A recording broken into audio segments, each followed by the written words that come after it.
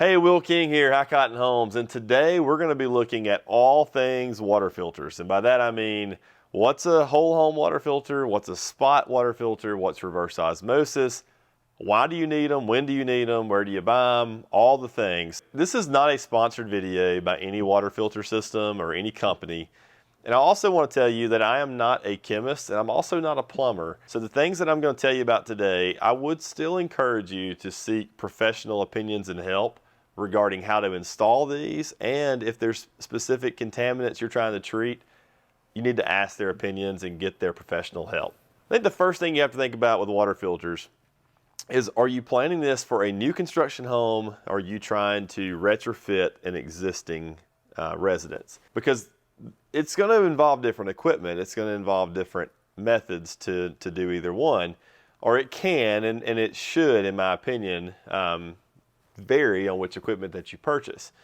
So when we talk about new construction homes, because that's primarily what we're doing here, we have to think about the entire water system. And so the first thing you have to consider is how the water line comes into the house. Now, if you're a builder or if you're building a home, you need to really consider, and really you should do this, bring your water line, your main water line, into a mechanical room, somewhere where you can not only have a shut-off to kill the water in the house for safety reasons and for service reasons, but also to be able to add the different water filters that you're going to need for that house. Because everybody's going to be different depending on where you live. The water's going to vary. So the first thing, though, it's critical to a water filtration system and a whole home system is bring your water supply into a mechanical room that's very accessible to use. So that's step one. Step two is going to be, testing your water. I actually found some really cool water strips on Amazon. I think it's like 30 bucks, and you're going to be able to dip these into your water, and it's going to give you a really good idea of what you're having to handle, whether it's chlorine, contaminants such as VOCs, pesticides, herbicides, iron, mercury, calcium, magnesium, and the list goes on and on and on and on and on. So you've got to be able to test what's in your water before you're going to be able to figure out how to treat your water. Now, your local water supply or municipality or water authority, they're going to issue test results that's going to tell you what's in your water. Now, I would encourage you to test it on your own too, because although I don't think they're lying to us at all, I think that the issue is, where does the water test happen? And that's the part that I can't answer. I know there's miles and miles of water pipe between my house and where the water originates. So once we test it, that's going to determine things like chlorine filters or carbon filters, things like heavy metal filters, or even just water softeners. But let's back up. So we brought our water into our house. We're in our mechanical room. We've tested it, and now we have to have a plan of attack. And we're talking about new homes at this point, or it could be a retrofit if your house is set up like this, or if you can repipe your water to a mechanical room area that you have room to mount equipment. So the first part of this would be a sediment filter, and that's very common in even multi-stage water systems or filters, even reverse osmosis that we'll talk about in a minute.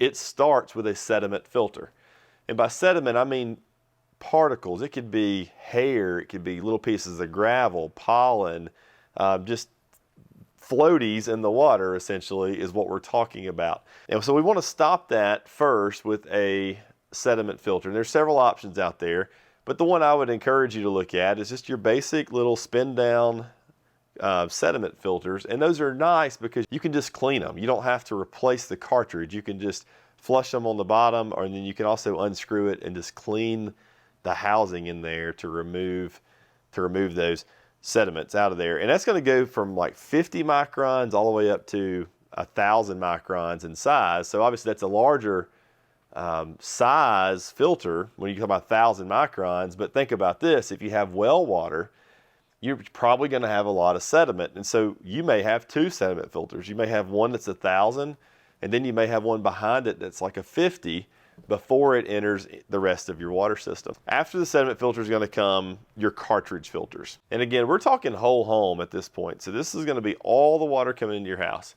So you can either do a single carbon block filter, you can do a single sediment block, or you could do a 3-stage, and you could do sediment, you could do carbon, and you could do a metal remover like a KDF filter. So you have to remember that a cartridge filter is not going to stop a virus or bacteria necessarily, and most likely not, because it's much smaller than the micron size filters that we're talking about at this point. Now, reverse osmosis is a different story, but for whole home, it's not going to stop it. So it's a good idea if you feel like you have the risk of bacteria or viruses in your water supply to use a UV light, and that's going to shoot the UV light through the main water line coming in, and you can put this after your filter, after your whole home filter, and that's going to take care of that problem. The next up is going to be water hardness, and so we talk about water softeners. We've all heard of water softeners. You've probably had one or seen one in the past, but you have to test it, and it's a scale, I think, of 0 to 10, and when we talk about hardness, that's like calcium and magnesium inside that water, by the way, and it's measured on grains per gallon, or GPG. So less than 1 is going to be considered soft water. There's 2 different types of water softeners. You have a salt water softener and you have a salt-free water softener. The biggest difference between the two is that the salt-free water softener doesn't actually remove the minerals from the water, whereas a salt system does. That salt-free system is just going to change the chemical makeup of that molecule to where it doesn't produce scale inside your pipes. Whereas in the salt system, it's going to run the water across a resin, and it's going to exchange those hard ions for soft ions and then remove those minerals from the water. So we can make a whole video about water softeners, but that's the 1,000-foot view of them. But if you want a true water softener system that's going to remove those minerals from the water, you're going to have to consider putting in the salt system. It does take up more space in your mechanical room or in the storage area that you're using for your water filters, but it is a true water softener system. All right, so far we've talked about removing things like sediment, we've talked about things like chlorine and hard metals, VOCs, pesticides, herbicides, and all those things are removed with the cartridge filters. And we also talked about water softeners, which is going to remove the hardness of the water. And by the way, hard water isn't bad for you. It's just bad for your appliances and your pipes. So it's really a preference thing on how soft you want your water to be. And just remember, the softer the water, the slicker your skin's going to be. So even when you're rinsing off the shampoo from your hair, you're going to feel like you're just constantly having to rinse and rinse and rinse. And that's because you have really soft water. The next phase of water filters that we use a lot is reverse osmosis, or RO water filters. This is something we use a lot on our properties, a lot of on our houses for our customers. But the difference between reverse osmosis and a standard water filter is that reverse osmosis uses tightly wound polymers in a membrane, and it forces the water through, and it's like a 0.0001 micron size. It forces water through it on a molecular level and only lets the water molecules pass through, and then everything else gets flushed away. And the big difference is that it can actually remove the TDS, or total dissolved solids, from your water. And water filters prior to this, like on your whole home system, they're not going to be able to do that. And even things like bacteria and viruses get trapped and flushed away in a RO system. Sometimes bacteria may not, and if that's a problem in your area, you definitely need to have a UV light. But an RO system does a very good job at flushing all those contaminants down the drain and delivering very pure drinking water. A normal reverse osmosis system is not going to be capable of delivering RO water to your entire house. It's just going to be for things like a drinking water faucet, or maybe your refrigerator or ice maker.